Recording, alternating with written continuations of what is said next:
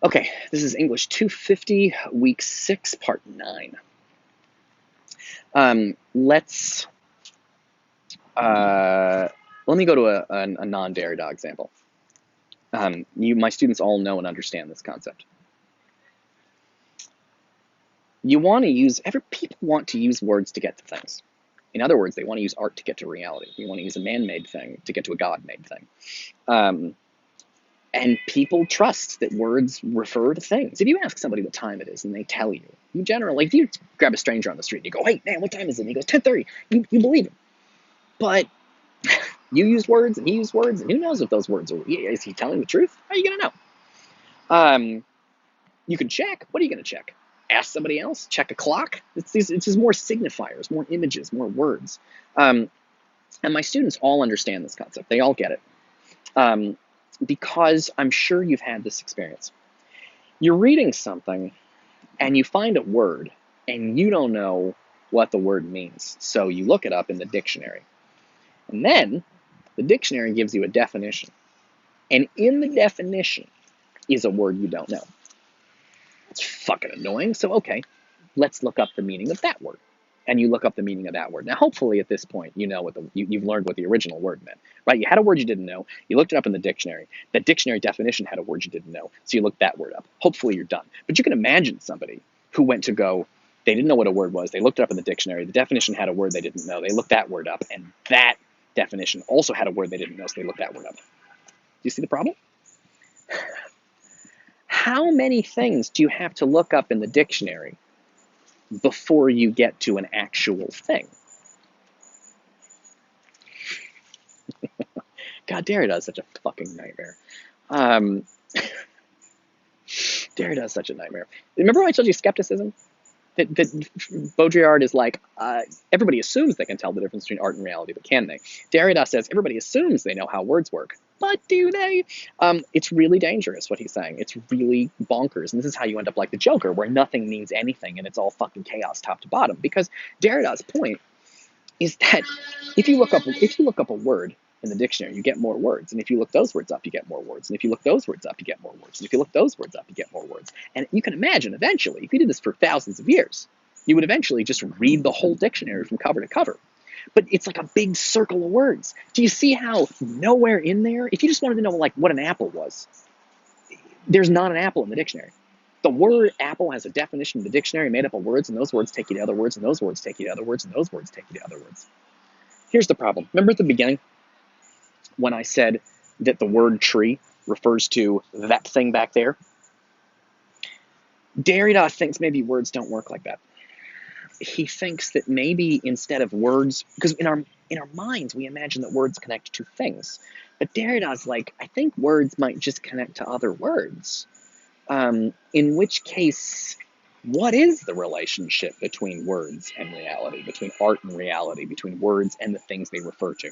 The way he would put it, how does the signifier refer to the signified? Or how does the sign refer to the referent? Or how does the, right, we could do this all day, the concept and the reality, the appearance and being. These are all different terms for like the same thing. But the point is, he's not at all clear how that words work the way people think they do. Once he points this out, it starts to blow up the history of everything, especially philosophy, because the whole idea of philosophy is we are going to use words to get at the truth, or the idea of religion is we are going to use words, and the words are going to take us to God. And Derrida's point is that words don't take you to the truth, and they don't take you to God. They just take you to more words, and there's no way out of it. Because do you want to explain to me why that's wrong? What are you going to use? Words? It's just more words. It's more words. It's words and words and words and words and words. And it starts to feel after a while like nothing means anything, and that's how you end up like the fucking Joker. Because he's blowing up. Sometimes an author will attack another author and be like, this guy's wrong. Derrida is claiming that like the entire fucking history of philosophy was wrong from the start. About how words worked and what words, what they did. Because what philosophers tend to want to do is they write down things in words, but they don't. See, a poet writes things down in words, and they want you to pay attention to those words. Because one of the things poetry is about, as Oscar Wilde would say, is the beauty of language itself. It's not about something, it is that something itself. But philosophers don't work like that. Philosophers write things down. They don't want you to pay attention to the words. They want you to pay attention to the ideas. And Derrida's point is, I don't think words take you to ideas. They just take you to more words. Now, the obvious objection to Derrida is that we use language all the time, and it seems to work, right? I mean, I ask for a quarter pounder with cheese at McDonald's. I get a quarter pounder with cheese. Like it seems to function, basically. It does sort of work. Although I'm sure you can think of a million times when you were misunderstood. Derrida's real interested in those moments where you get misunderstood. He thinks those parts, that's actually what words do more than anything else, is they just generate more words and more confusion. And you can tell when you read Derrida, he's real fucking confusing. And you can see now, this is why Derrida is so fucking difficult to read, because his whole point is words don't do what you think they're doing. And how is he telling you about this? With words, which is why reading him is such a fucking torture. Okay, let's do a little bit more Derrida, because we're about to get to the most famous sentence in all of Derrida, and one of the most famous sentences in all of philosophy. So here we go.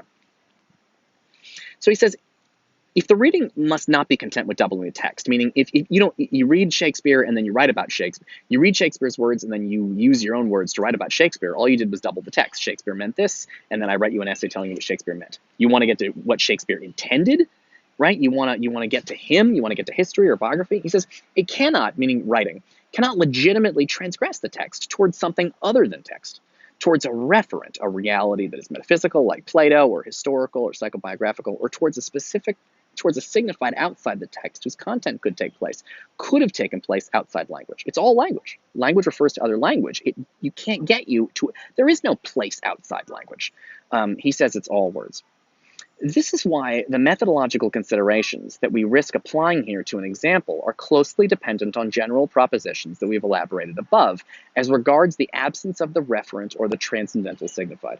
Okay, so transcendental signified, a referent is just what the word refers to. A transcendental signified is, right, signifier is like the word, the art, and the signified is supposed to be the reality. The transcendental signified would be like a higher reality, like God, like the truth with a capital T, like philosophy.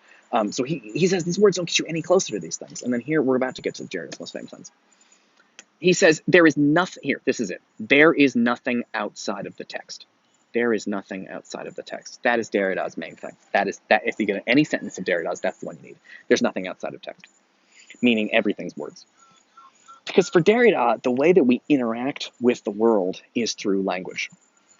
But even if you don't use language, even if you're using pictures, it's the same problem. The picture represents something, but does it really? I mentioned earlier the pictures of the Taj Mahal. They represent the Taj Mahal. That is what the Taj Mahal looks like, but it doesn't capture what's going on around the Taj Mahal. Photographs are misleading. They're all misleading because you know what's going on here, but over here, you have no idea what's going on. I'm cutting something out of the picture. Wherever I put the camera, something's getting cut out of the picture that you can't. You have no idea what kind of pants I'm wearing. Something's always getting cut out of the picture.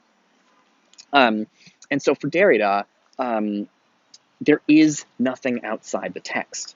And for him, text means words, but it also means pictures, because in both cases, you've got an art, an image, a thing that refers to something else, and then you've got the reality it refers to. And for him, it never really refers to reality. It's always kind of doing its own thing. And even though it seems like it lines up with reality, it's hard to trust that it's always going to do that. And that's how you end up going crazy like the goddamn Joker. Okay.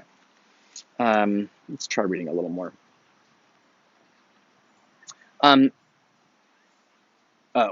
Okay. So he has his own example. He mentions here Jean-Jacques' life, Mama, Therese themselves, blah, blah, blah.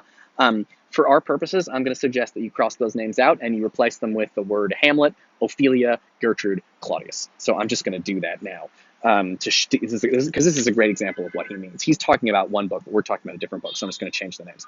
He says, that is neither because Hamlet's life or the existence of Gertrude or Claudius themselves is not of prime interest to us, not only because we have access to their so-called real existence only in the text, and we have neither any means of altering this nor any right to neglect that limitation. So you read Hamlet and you're like, I'm going to analyze Hamlet's personality. And Derrida would be like, he doesn't have a personality. He's just made out of words that Shakespeare put down.